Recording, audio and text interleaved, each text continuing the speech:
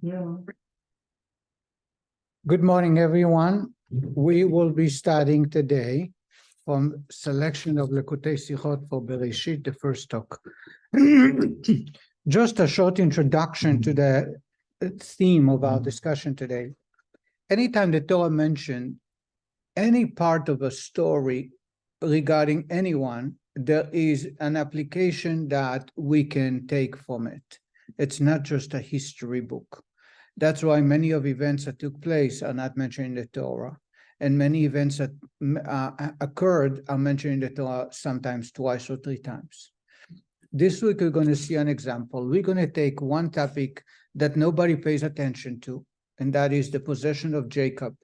Jacob left his home very wealthy, but by the time he arrived at his future father-in-law at the house of Laban, he was a very poor man. He was homeless. He had nothing. But God had shared a great blessing, and he became very wealthy. The Torah enumerates the type of possession that he begot.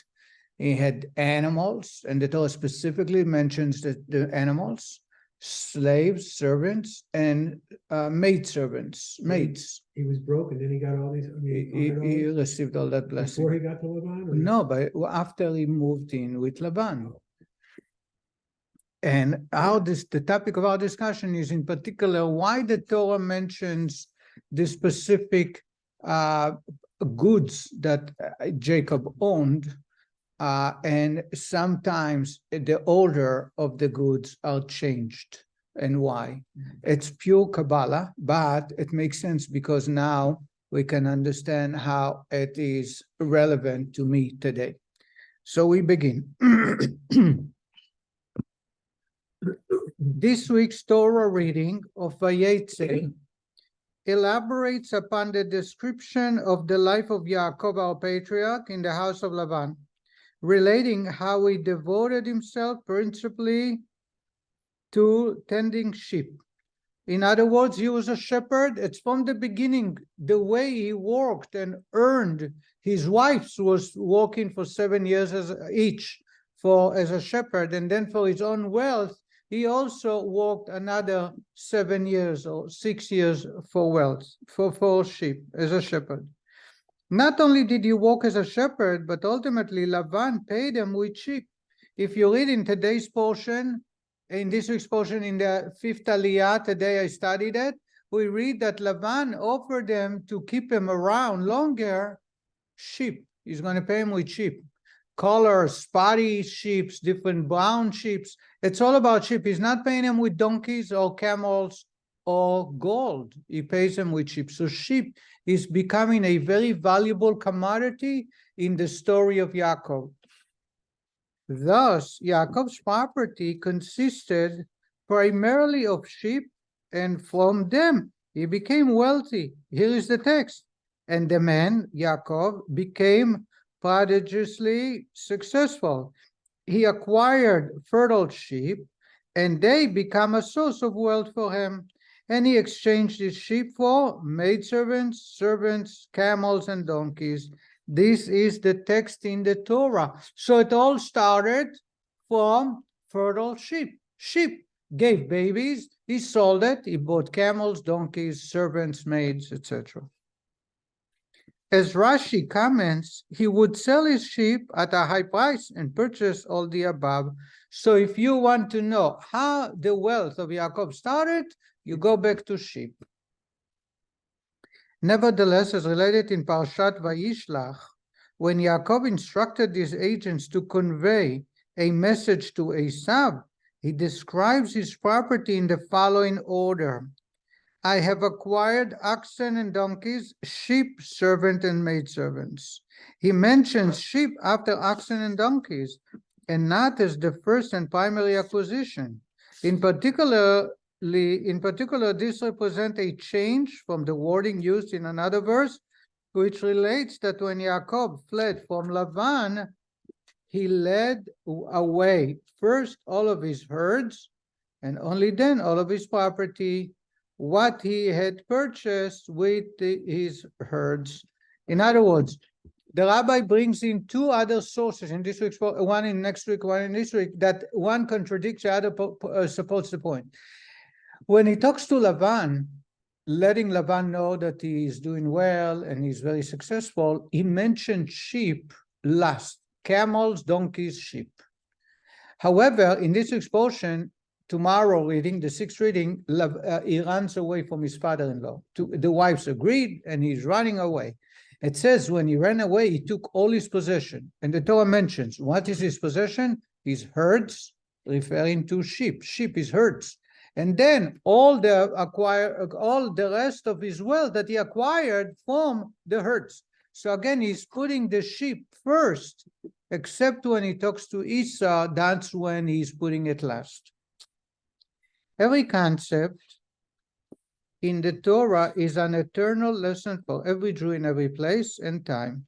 This applies in particular regarding the actions of our patriarchs, which are related in the Torah, and how much more so does this apply regarding a concept that fills almost an entire Torah reading. Such narratives certainly are a sign to their descendants, empowering the descendants of Abraham, Yitzhak, and Yaakov to carry out their appropriate divine service. Says Rabbi, anytime you read a story in the Torah, it must be applicable for us and me, especially if you take an entire portion and all you read is about how he acquired wealth. He walked and walked and walked in the Torah. An entire portion section today is all about his acquiring of wealth. And the Torah keeps repeating that he ran away from Laban with all his wealth. Next week, when he talks to Esau, he is mentioning his wealth. Relevant lessons for the spiritual service of every Jew can be derived from the following particulars involving Yaakov's walk with sheep. Number one, specifically sheep enable them to become prodigiously successful. So number one, sheep is the start of his great wealth. Some people has certification from college, diplomacy. Some people has a stock market. Some people has been having a rich father. Some people has a friend who has connection. Yaakov started all from sheep. That's number one. B, although his primary property was sheep, he nevertheless exchanged a portion of his sheep for maidservants, servants, camels, and donkeys. Second point is he takes part of his wealth of sheep and he converts it to other goods like camel, donkeys, servants, and maids. See, regarding the mission of Esau, he mentioned sheep after oxen and donkeys. Number three, the Rabbi says, when you talk to Esau, arch enemy of Yaakov, you put the sheep last. You mention camels, donkeys, and then sheep. Says the Rabbi, the above concept can be clarified by prefacing an explanation of the description of the Jew's bond with God found in Medrash. The Medrash connects between the Jew and God in two different ways. I'm going to give a summary so we can move on. I'm going to just read what the Medrash says and then the explanation the Rabbi brings.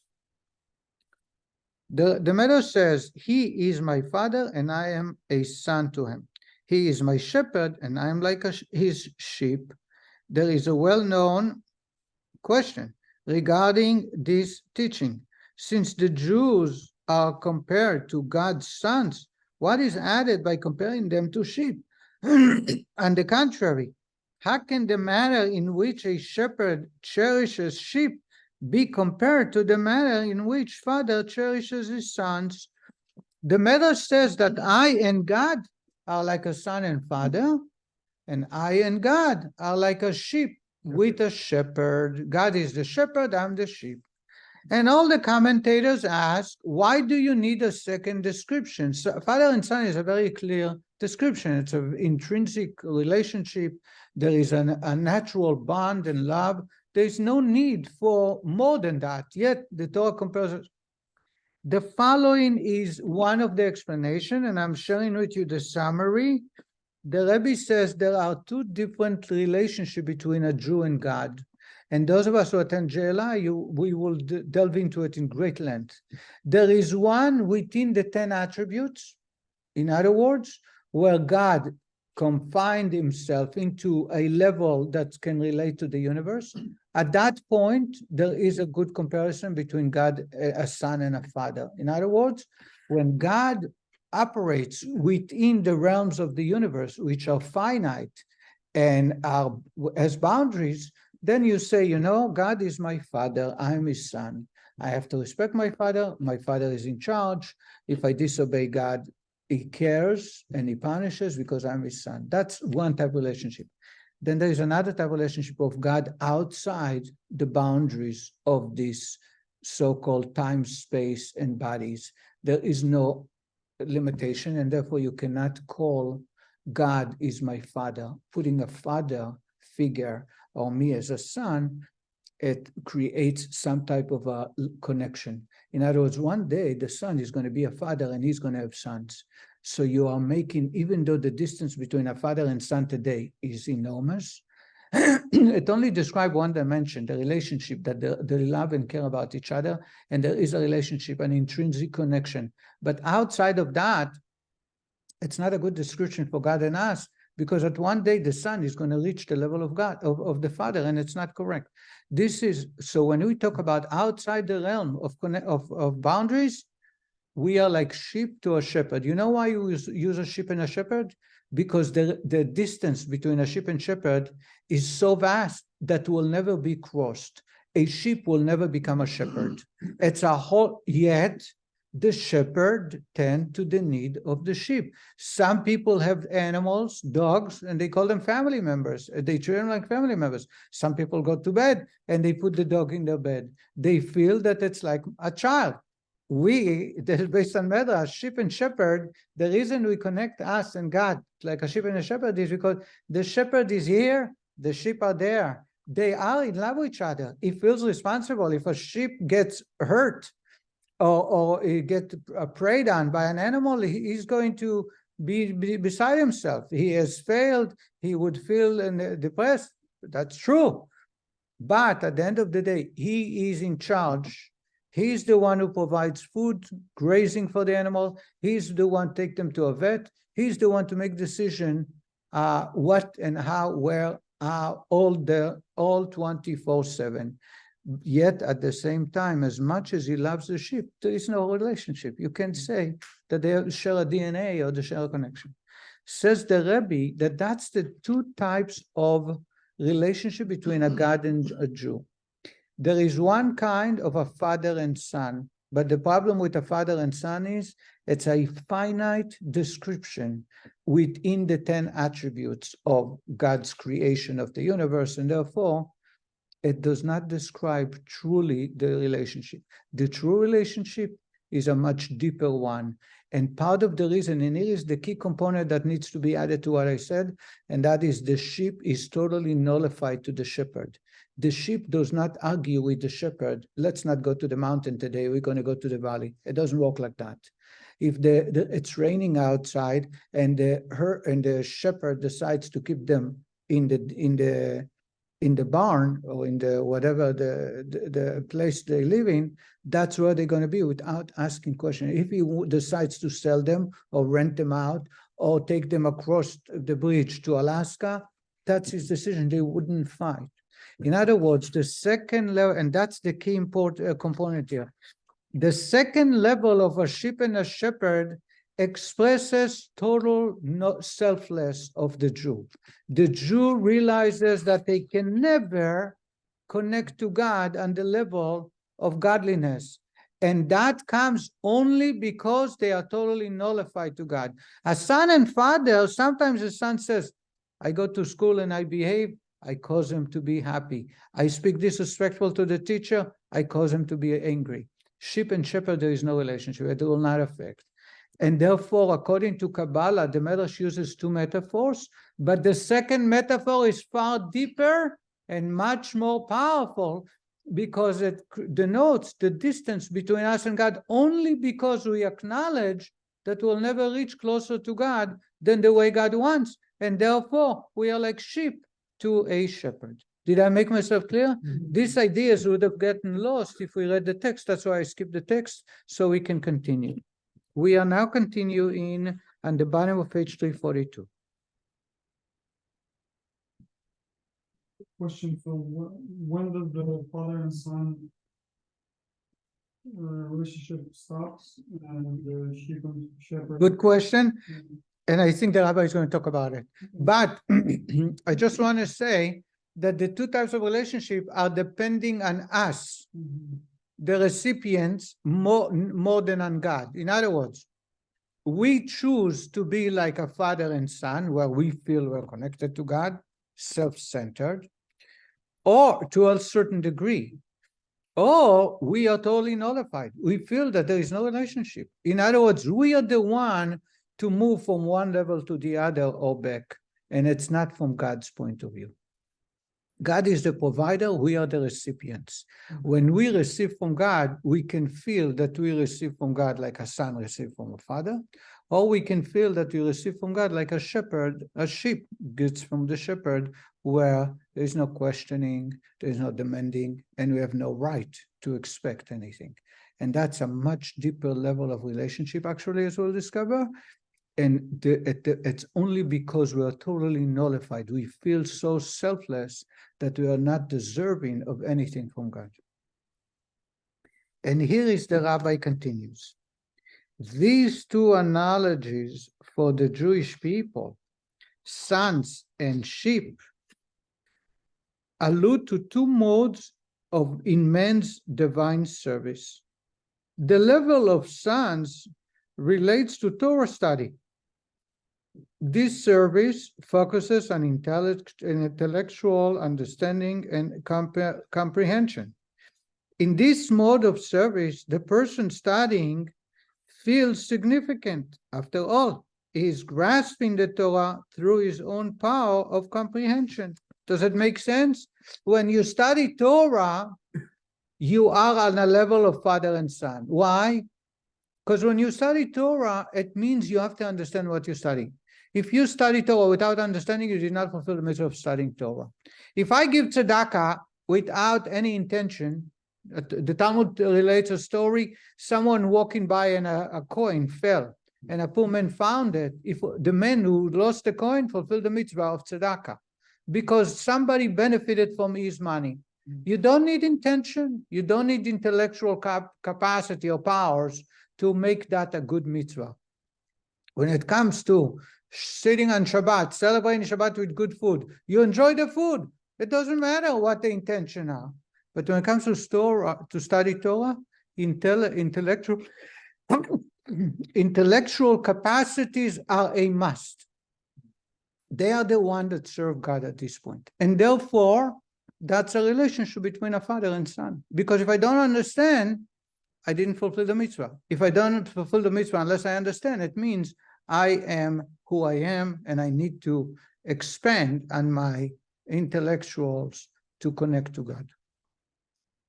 For a person study to focus on the true intent of the Torah, God's wisdom, his study must be characterized by bitul.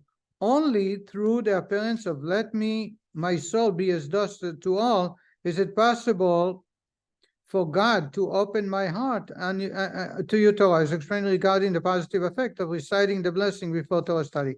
Nevertheless, this bitul serves only as a foundation and preparation for Torah study. The Torah study itself, however, must be carried out not with bitul, but on the contrary, with the power of intellect.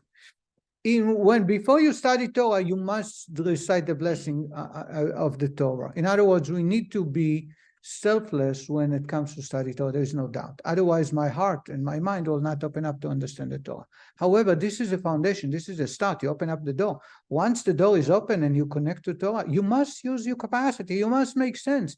If it doesn't make sense, you have to ask questions. You have to delve in to argue and debate. That's the Torah. The Torah is exercising of the mind, of power of intellect. Therefore, says the Rebbe, this is the level of father and son.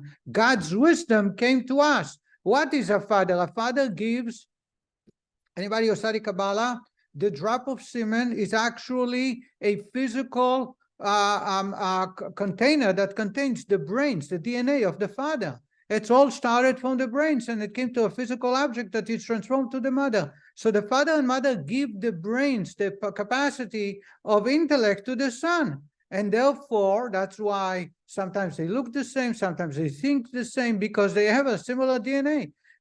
So when I say God is my father and I'm his son, I'm referring to the study of Torah, because God's wisdom came down to me.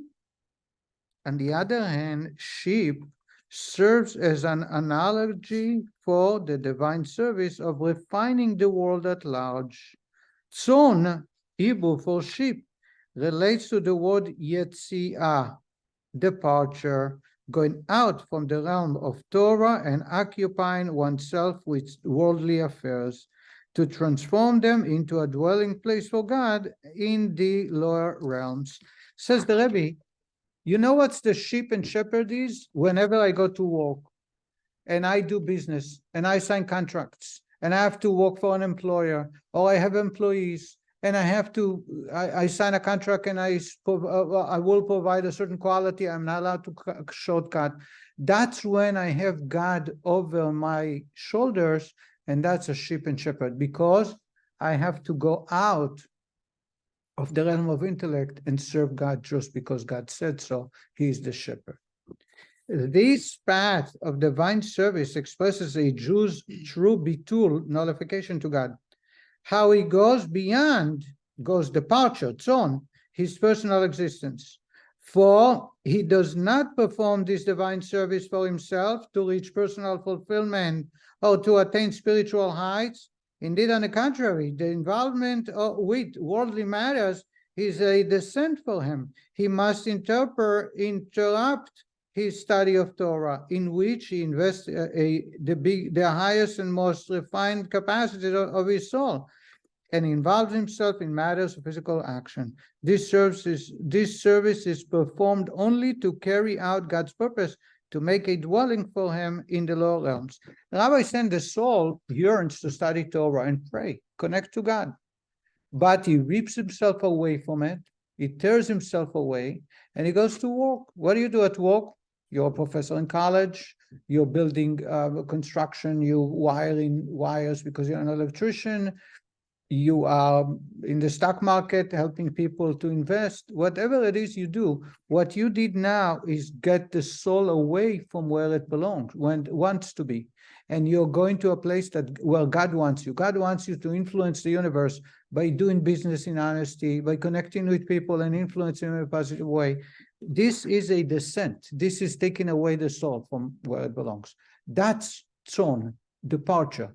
Go out of you natural place and you follow the shepherd. The shepherd says, today we're not going to go to this place, we're going to another place, and you have no choice, but you have to obey.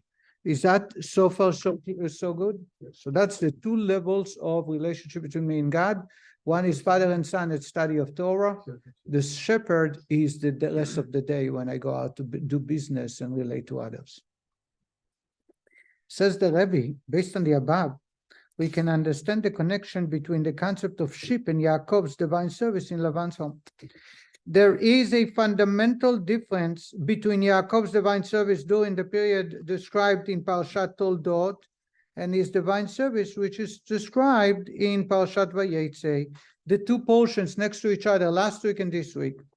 Parashat Toldot, last week, describes Yaakov's divine service in keeping with the analogy of a son.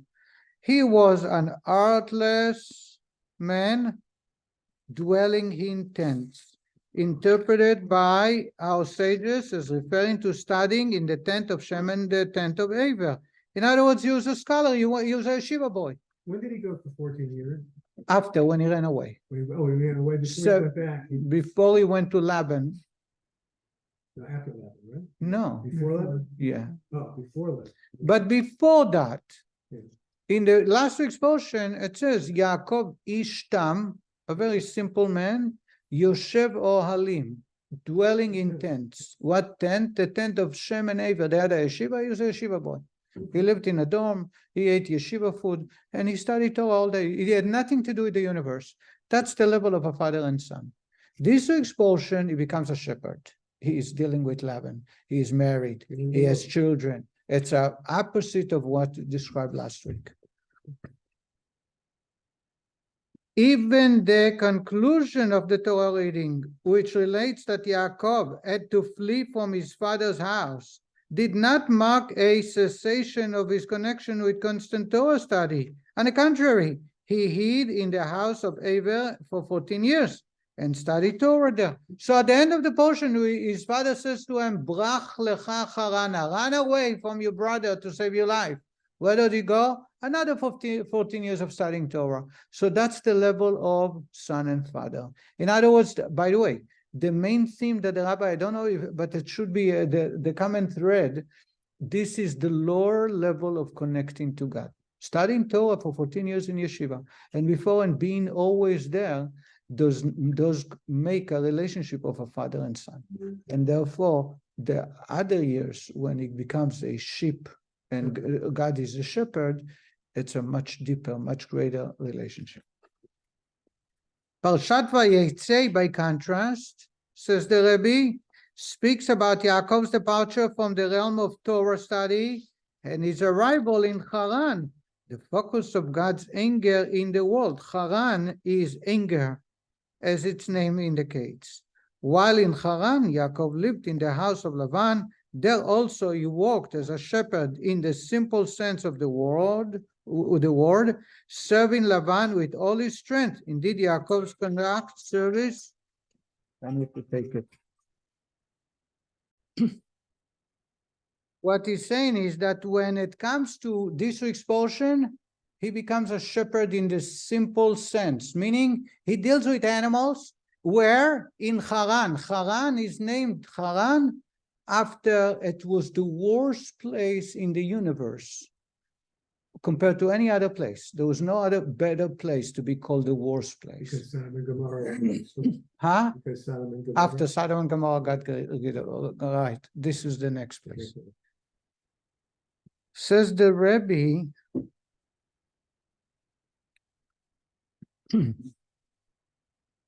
in the house of Lavan, there also you walked as a shepherd in the simple sense of the word, serving Lavan with all his strength. Indeed, Yaakov's conduct served as a model for the dedication that a worker must show his employer. The Gemara deduct from the description of the way he served Lavan what an employee must do for his employer.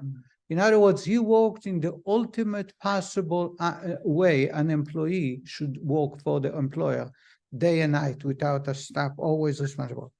And it was specifically this service which brought out the inner selfless commitment that characterized Yaakov. Despite the immense concealment and hiddenness of godliness he experienced in Laban's home, Yaakov remained unaffected. He lived with Laban, and I lived in Laban, and I observed the 613 mitzvot. That's what he tells Esau. There he established his family, the tribes of God, in a matter concerning which our sages comment, his bed, progeny, was perfect. This divine service brought forth the ultimate bitul of Yaakov. Says the Rebbe, this is the level of sheep and shepherd, and therefore it was the best place for him to create a family. And that family, his progeny, was all perfect. All his children came out good.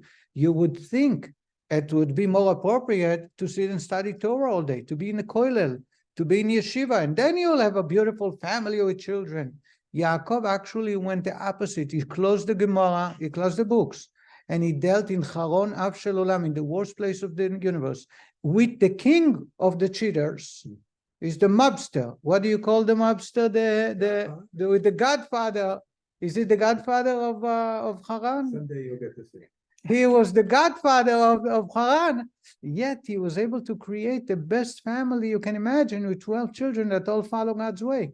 Because he's bitul. That's the key component that makes a big difference.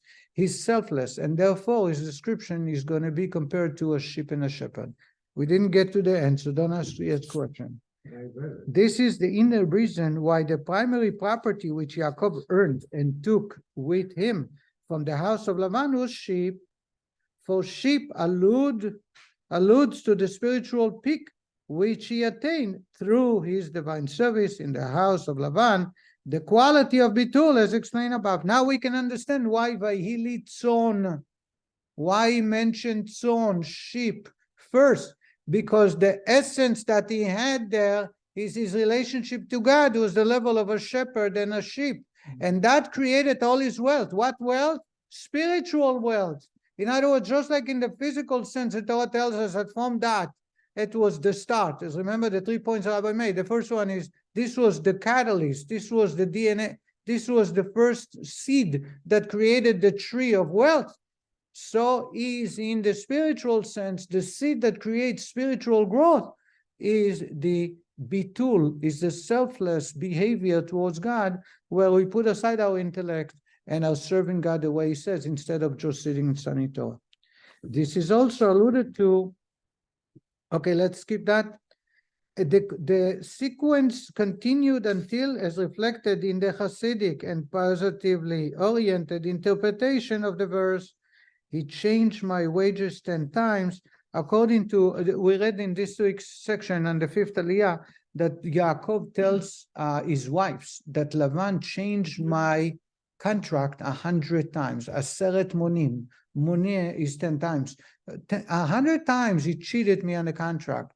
Now, it sounds a complaint and very negative that he was cheated not once, but 100 times by someone who signed a contract. Kabbalah makes it the other way around. Kabbalah says that it actually caused them to reach out in the world through Lavan to 100 levels of the universe. But we're going to continue. The divine service of a son, which is dependent on one's understanding and comprehension, as we studied before, must also be carried out in a matter of bitul, as stated above. Similarly, the divine service of sheep, which is characterized primarily by bitul, by selfless, must also bring on into expression all of the powers of one's soul, even those associated with one personal identity. What the Rabbi is saying is, each one of the two is unique. Son and father is about intellect, study Torah, but we study that it starts, the gateway, the door, the foundation must be bitul. Otherwise, you're not connecting to God. Says the Rabbi, on the other hand, sheep and shepherd is not excluding intellect. It's not taking away and only do service God with the hands. In other words, take away the holiness, put it, close the books and go to work. It doesn't work like that. It must be accompanied. The question is, what's the priority? The priority is serving God in the world. Go to work, have a relationship with the spouse, connect with the neighbors, care about your community, serve God in this worldly physical space that we live in, but it must be accompanied with Torah study as well. Now the Rabbi is going to explain what the Torah, the Rabbi is drawing many other explanations to Torah law and other comments made in the Mishnah, but the Rebbe says that that's why he converted the sheep into other assets, which are camels, donkeys, servants, maidservants. In other words, you start the day realizing that you gotta have bitul, you gotta have selfless behaving for God. But once you are involved, you have to realize it has to be spread into other areas where common sense and study Torah and prayer is involved as well. I just want to get into the last one, and that is why when he goes to Esau, he changed the order. So that's why tzon, sheep, is first. Sheep is the catalyst that creates all the wealth, and that's why sheep, he also converts it to other stuff, because it's not enough to have only bitul, you have to have also Torah and intellect involved as well. But when he tells a messenger, who sends messengers to Esau, he said, "Va'ili shor v'chamor tzon ve'eved v'shivra." He put the sheep after shor v'chamor, after ox and donkey. Says the Rebbe in page 350. In light of the above, we can appreciate why Yaakov did not mention sheep first when sending messengers to Esau, despite the fact that they represented his primary asset. By saying, "I have acquired oxen and donkeys, sheep, servants, and maidservants," Yaakov was telling Esau of his spiritual assets, the merits.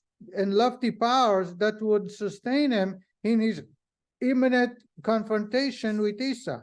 In this way, he will frighten Esau and cause him to refrain from carrying out his designs. Esau is coming to affront, coming to meet Yaakov to kill him. He hired 300 soldiers. He paid them wages. He probably offered them also 72 virgins up in heaven if they kill Yaakov. Things did not change much. Esau is going to frighten Yaakov, to kill Yaakov. Yaakov needs to scare him away. And therefore, for this reason, Yaakov did not mention sheep first. As mentioned above, sheep reflect the quality of bitul, lowliness, and submission. And to frighten Esau, it was primarily necessary to have him first appreciate Yaakov's strength. He needed to say to him, stay away from my life because it's going to hurt you. He cannot start with the fact that he was very humble. If you're humble, it's easy to get rid of you. So Yaakov says, no, I want you to know I have donkeys, I have oxen. Donkeys and oxen is common sense. In other words, I have successfully did intellectually very well, and I know very well how to fight back and protect myself. Then he put the sheep last. Now, he understand why he should so the Rebbe now will conclude this discussion. So again, we had 3 points the Rabbi made, observed.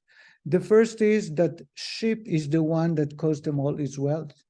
The second, that he's busy constantly with sheep. He's a shepherd all the time. He's a shepherd. He got paid by sheep, and and sheep is the one who changed to other things. And the third is why when he talks to Esau, he changes the order. Now we have all the 3 answers. Sheep in a Kabbalistic interpretation represent a different type of relationship with God, total selfless, and that's what is required, and that's what brings the greatest wealth, and that's what brings the best family, because selfless creates a sheep and shepherd relationship between us and God, which is much deeper and much greater than father and son. Now we understand why it is the first that brought him all his wealth. The second is he converted it to other assets, son, eved, shifcha, servants and maids, because the idea is not to stick only to bitul. We need to use intellect as well. It's another component that's important. However, the predominant part is the actual sheep, which is nullification. And finally, now we can understand why when he meets Esau, he's about to meet Esau, he's putting sheep last, because sheep represents selfless. You don't want to tell him that he's humble. You don't want to tell him that he's very connected to God and therefore he's humbling himself. He wants to tell him that he's very strong and powerful. That's why you use shor v'chamor and only ox and donkey, and only then at the end he brings in son ve'eved ve'shifcha. That's when he brings the other part. And now we can understand the changes in the Torah. Now we can understand why is it so relevant for us to teach us that, of course, at the start of life, we must have father and son relationship. As somebody asked, when do we know what? But however, at the end of the day, the real true relationship is between sheep and shepherd, where we are totally nullified to God. And thank you very much for studying. Next week, God willing, we will not be studying. I have to go to New York to take my son for a day, so I will be leaving early.